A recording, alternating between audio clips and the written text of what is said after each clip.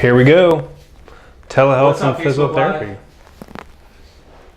All right, so we're back. Dave Kittle, physical therapist, founder, CEO of Vinitial, here with Ron Miller, cash-based physical therapy practice owner.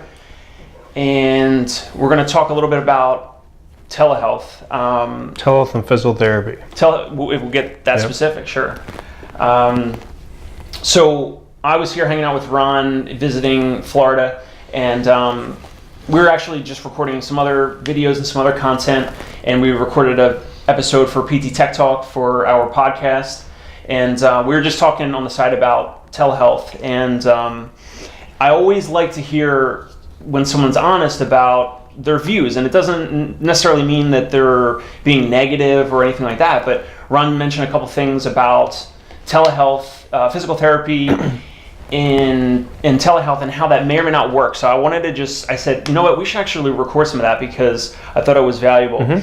And because a lot of I don't know if you, like a lot of our colleagues or a lot of PTs they'll hype up anything just like to hype it up. Yeah. And there's like no use in that. So whether it's like, oh yeah, everyone should be marketing, or everyone should have a cash-based practice, like it sounds great, but like, let's be real. And so you were mentioning a couple of things, and I thought that, hey, what's up, Casey? We're going to answer any questions. If you're here, ask us a question. Otherwise, Ron's going to tell us some views on telehealth and physical therapy. So what were you saying earlier? So one, telehealth is coming, so we have to be a part of it. And yes, telehealth is really cool. Okay, it's the hot new trend coming out, and yes, we need to be a part of it in healthcare. Right. Now, I do have a cash-based physical therapy practice, so this is where my opinion is coming from. But am I going to use telehealth and have like video conferences with someone at home? My thing is going to be no, because the goal of here, if someone can do something at home, they're not going to come to me and pay cash to come and see me. They can do exercise at home. They can watch a video at home, a pre-made video. So I don't think telehealth is going to be as valuable in a cash-based physical therapy setting, because the whole goal is patients see value in coming to see me, that they're willing to pay $150 an hour, or they're willing to pay $3,000 to come and see me. So yes, I said $3,000 because I have treatment packages, and if you don't have treatment packages, you're falling behind.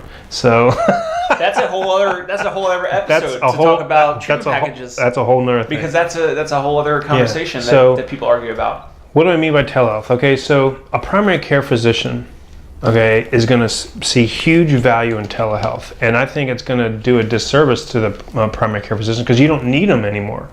You could, IBM and Watson is going to run algorithms based off of symptoms, and if that ever becomes more accurate than a primary care physician visit, that's a problem.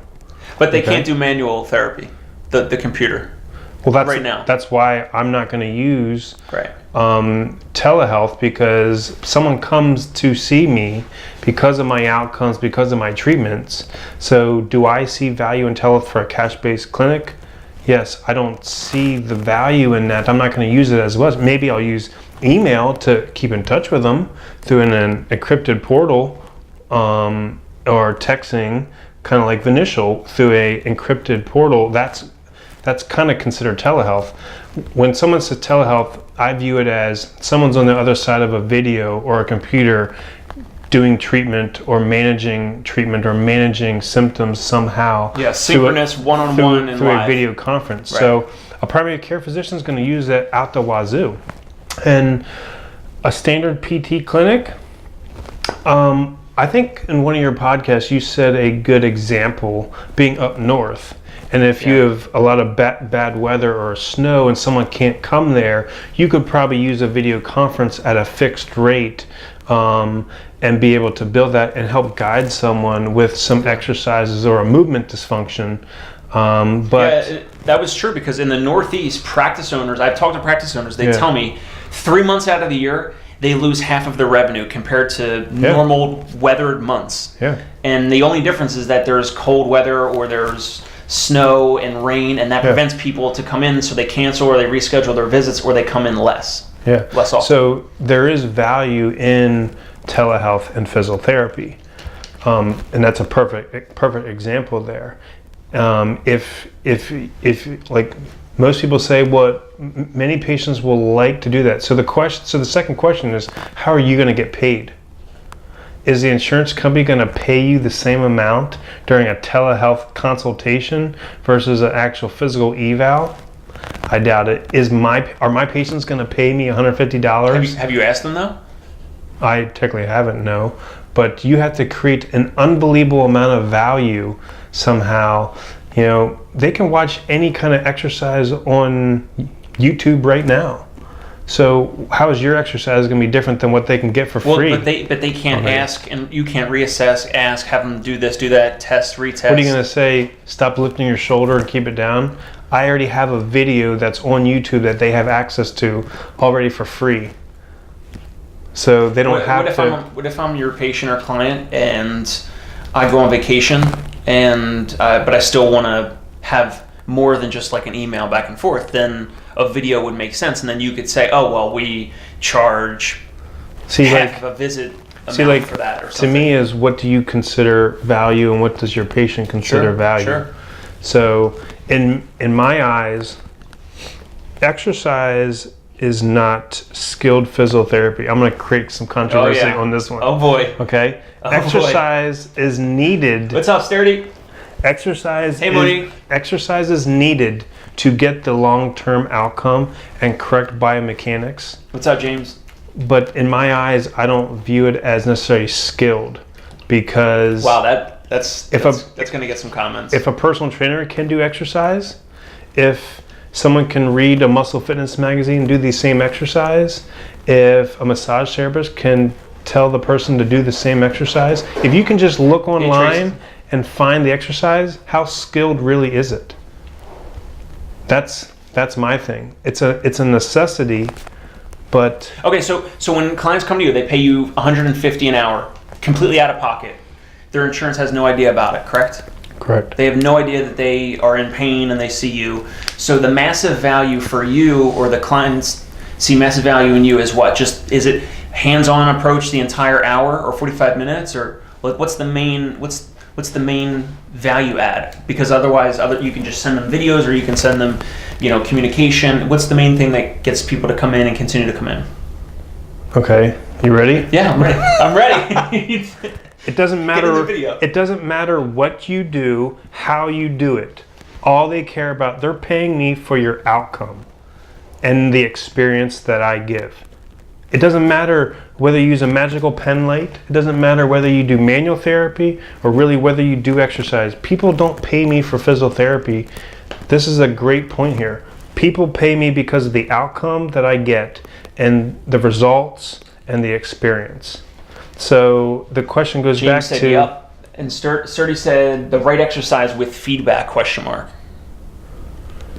I mean, to me, the right exercise, that's what is done during the eval, and you know the right exercise to do, so just send it to them in an email with a video with proper mechanics. But all right, so I'll just be devil's advocate. So do you have a video series for certain injuries or certain thorax that would progress a patient?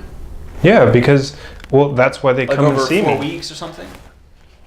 Yes, but they come back and see me, and when they pass the basic exercises, then I give them the moderate exercises, and they keep working on them. And then when they pass the moderate exercise, then they go to the advanced phase. But to me, you can't really, it's going to be really hard for you to actually give verbal cues and tell people to stop doing shoulder elevation or to stop externally rotating their leg during a straight leg raise. How many times have you looked at a patient and done straight leg raises, and no matter what you say, they do it wrong? So it's like every PT on there. Yeah. So it's like, to me, it's like in a cash-based setting, telehealth is going to have limited value. What's up, Javier? It's going to have limited value, I think. I believe that you can take advantage of texting and email and use some video concepts. But in a cash-based setting, you're creating so much value that people are willing to pay you for the experience of coming to see you and for you to treat them and for the results. Just doing some exercise is just a small piece to the puzzle. And yes, it's a necessary component to get the long-term outcome and to correct mechanics. But is it true skilled therapy when 5 other professions can do the same thing? Like a neurosurgeon can do neurosurgery on a facial, say he's a head and neck physician, and he can do surgery on the head and neck. That's a skill that no one else can do. An orthopedic surgeon can do an ACL reconstruction. No one else can do an ACL reconstruction surgery. Mm-hmm. But exercise as a part of your treatment plan, how many people can do exercise? Everyone can do exercise. Yeah. We don't exclusively own exercise. Right. So for us to create true value in healthcare, we have to have some sort of skill that we master. And exercise, yes, is critical, but it's not, I don't think it's major skilled therapy that someone's going to pay you on a telehealth conference than when they can watch a video for free. So that's probably going to create some problems, but sorry about that. Sturdy said never, but I'm not sure what Sturdy, you said experience above, so... Oh, Tracy just said hi. Yeah, I know, I said hi to Tracy. Did I say, I'm trying to give shout-outs as we're talking. Tracy, come on down. She's right up the street in Maitland, so... She's not too far away. Okay, so another reason I wanted to jump on about this is because tonight Rob Vining and I, on our podcast, PT Tech Talk, we're interviewing David Grigsby, who's a practice owner in Tennessee, and he uses telehealth with his patients. I don't know how many total visits. I don't know. He said straight leg raises, never. Yeah. So we're interviewing David Grigsby tonight on PT Tech Talk, Rob and I. And I would love to see his views. I'm going to have to send you those links, and you guys are going to have to check those links out when we get that ready and share it. So he is already using telehealth. Now, I'm pretty sure he charges like $100 or $150 out of pocket for telehealth visits. So maybe, I don't know, what is this? Like, I want to hear from him, then I want to hear what you think. Maybe you two should talk, because he's got 1 or 2 clinics, and I think he's got we can't technically do telehealth in Florida necessarily yet. Sure, you got to check your practice act. And you can't go over the state lines too. Yeah, we are making sure that we're a part of telehealth, and I'm very involved in the FPTA, which is the Florida Physiotherapy Association. So there's no real guidelines on what you can and can't do yet, but we're taking the next steps to be a part of telehealth in Florida. Now the question is going to be, how do you get paid with telehealth? So, well, it's similar type of thing. I think it's going to start out of pocket the way it is with cash-based physical therapy. So there's options where you can see a physical therapist and pay a $20 copay. You can see your physical therapist for 15 minutes, and the therapist has 3 or 4 patients an hour, and you're seeing aides. Aides are helping you with the Therax. And then someone can pay $150 an hour to see a cash-based practice owner. Their insurance has nothing to do with it. They don't even know that their person that's on their plan is going to physical therapy, because it's completely out of pocket. So I just think that you mentioned mindset earlier. I don't know if it's a mindset thing, but I just think that the telehealth is just the next. It's just like the next thing. So like cash-based PT might have been a little bit more controversial before. Now there's a lot of practice owners being very successful in proving, some of those naysayers wrong. I think telehealth is going to be the, similar type of thing where there's kind of like this polarizing time. And then as we move forward, it's just going to be more of something that's commonplace. And it's just another option. It's just more choices. So Sturdy's on here. He and Jerry know all about choices and having their customers and their patients have choices. So I just think that telehealth is just another choice. Agreed, yes. I just think it'd be interesting to see what the interview tonight goes. And, if anyone out there is doing telehealth visits, how much are you charging? Is it working? Because, the other question is, are you going to devalue your time for a lower rate? If I'm seeing patients here at $150 an hour, do I see someone for $50 for a telehealth visit? That's devaluing my time.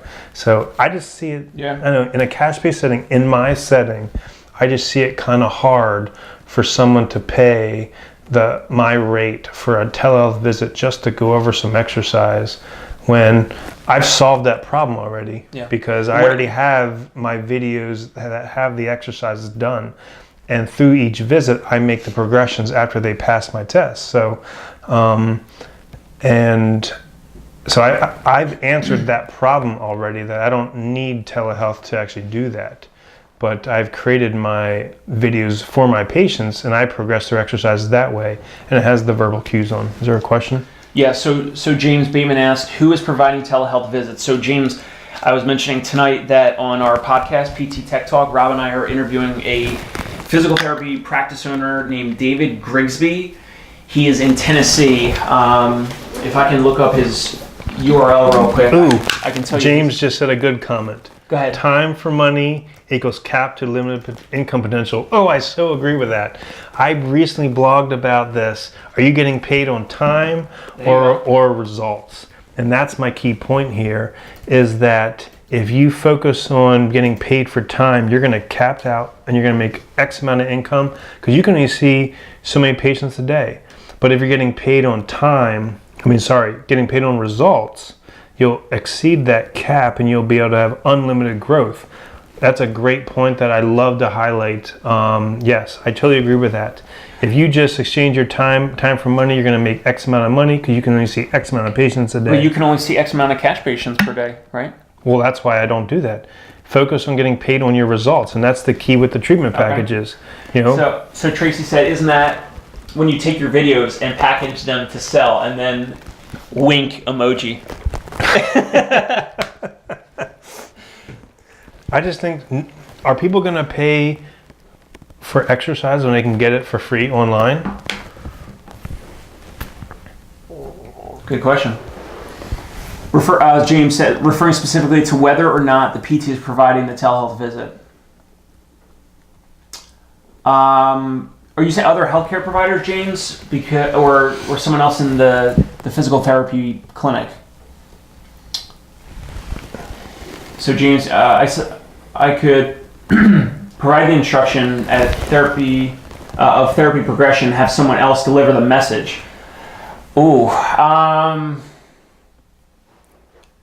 I don't know about that. I don't know. Team members like aides, or maybe a PTA could deliver that over a video message, you're saying? Are they going to, again, it comes back to value. And the Is value, the patient going to pay you money to see the tech or see the aide? Right, and just so to go over exercise? With telehealth, what that brings up is that it could be the same result, but there's a different experience. There's a different experience, right? So with video, they're synchronous. So right now, when you do FaceTime, if you FaceTime your friend, it's one-on-one in real time, so that's synchronous video. And then there's asynchronous, where I could record a video to a patient and send the video to the patient. They could open it and view the video on their own time. So that's asynchronous. I mean, that's a different experience right there. I give chocolate milk at the end of my treatment sessions so people will come and see me. Do I get some chocolate milk before I leave? Have you read the pain research yet? This stuff is fascinating. This is going to be another episode too.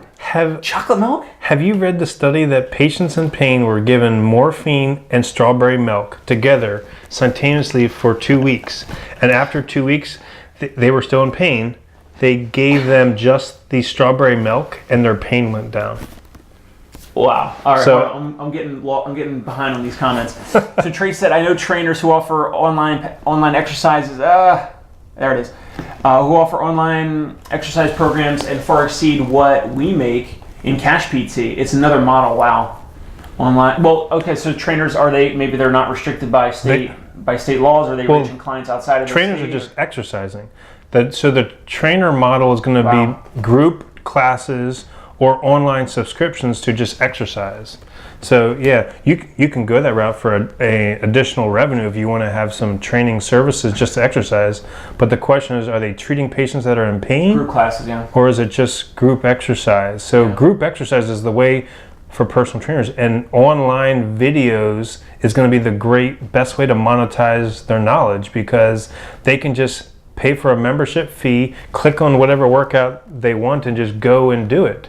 but they're not treating patients in pain. They're just doing exercise classes or group exercise, because if one trainer sees one client, you're going to make X amount of money. So to avoid that, either you have group classes where they all do the same exercise, or you have an online subscription to online exercise, and all you do is just pay to exercise at a monthly fee.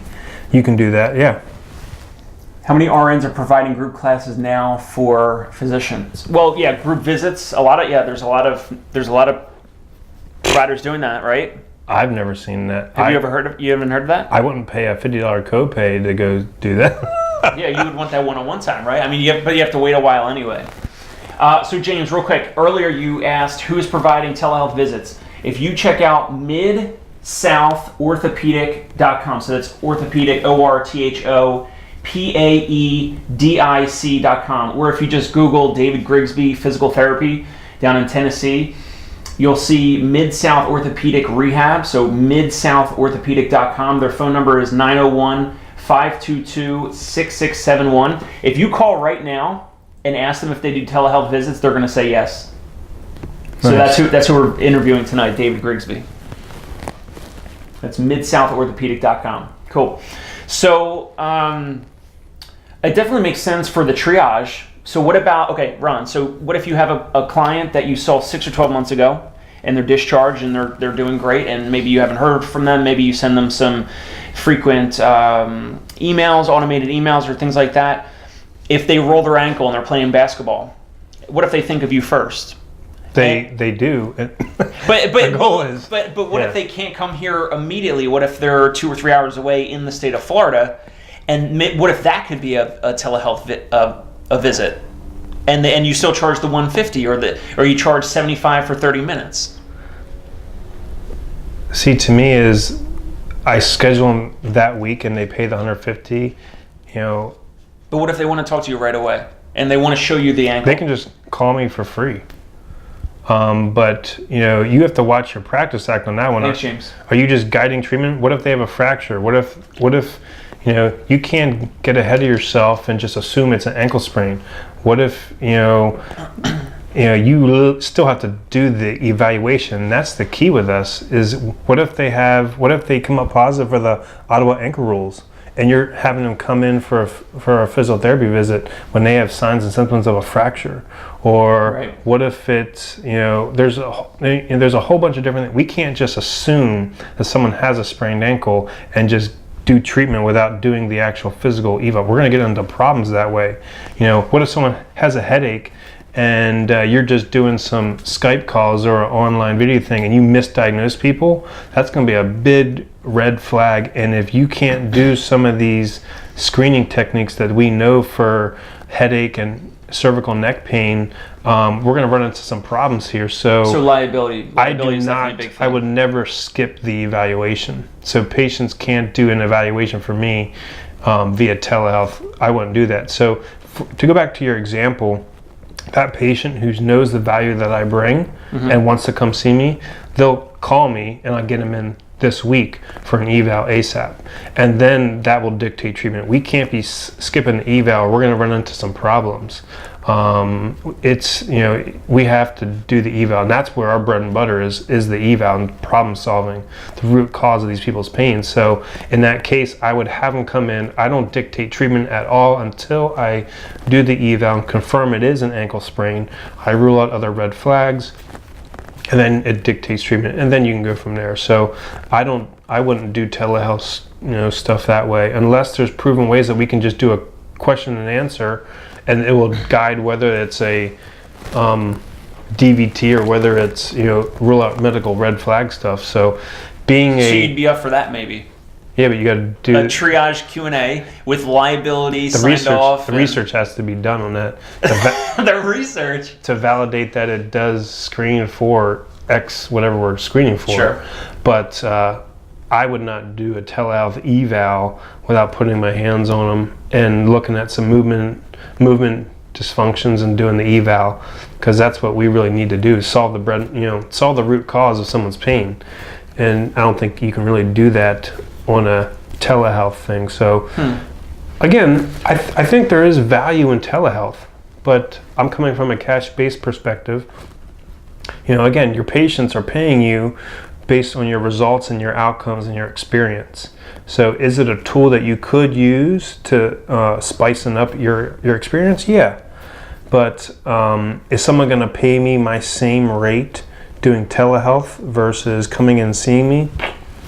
I doubt it. And I don't want to devalue my time by charging them less for that same hour. So I would say I don't see as big or being as excited as everyone else is for telehealth. There is value in it. It's a small piece of the puzzle, but it's not going to change the way that I'm practicing. Yeah, well, it's great to hear your responses, because I'll just use this to interview David Grigsby tonight, because he, like I said, he's already doing it. I'd love to see what he says. I know that now I'm even more interested to talk to him tonight, because once I hear from you and you guys have similar style practices, like, wow, this is really polarizing just between two practices. Yeah. So maybe he's doing something that I don't know, and it'll be a great learning experience. So are you going to do it Facebook Live?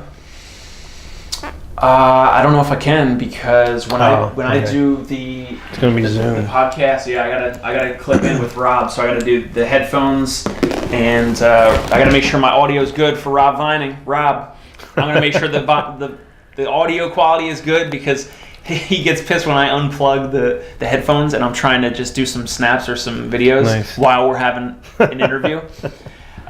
More content, so. I don't know if I'll be able to do a Facebook Live tonight with that, but maybe I should do more of them. I will be listening whenever you guys post it. Yeah. All right. So, any other questions? Other than that, we'll sign off soon. But if you guys have any other questions, Bobby Petronas, what's up? So yeah, we're talking about telehealth in physical therapy. So Tracy, if Tracy's still on, or Sturdy, I don't know if anyone else is doing it. I feel like other practice owners would be talking about it a little bit more if they were doing it. So I guess I'll assume that you're not, unless, what's up, Mike? Unless you're doing it and it's not known. I don't know. I don't think a lot of people have limitations because it's so new. There's no standards written on it. So it's all about what do you need for an eval? What can you do seeing a patient? Can you see a patient out of state, beyond state lines, depending on your practice act? So what's up, Bobby? Thanks, man. It's kind of interesting to see what so Tracy said yes, she's doing telehealth, but limited. Sturdy in SF in San Francisco, they're not doing it yet. So for Tracy, I guess you're doing follow-up questions, or you're doing some follow-up techniques. That would be interesting to talk a little bit more about that. But again, I do think it goes down to value, because there are so many people in this town right now that would not, because they don't fully understand the value or the experience, that they would not pay $150 to see you, right? Because they're going somewhere else. Yeah. They're going to use their $20 copay, and they're going to not, see you. So Trace said, I have a huge group. Oh yeah, she has a huge phone. They would do 4 at a time. They would do 4 people or 4 patients at a time, and questions if I could go across state lines with it. Just it's $50 per session, so that's $200. So now you can make $200 an hour instead of $150.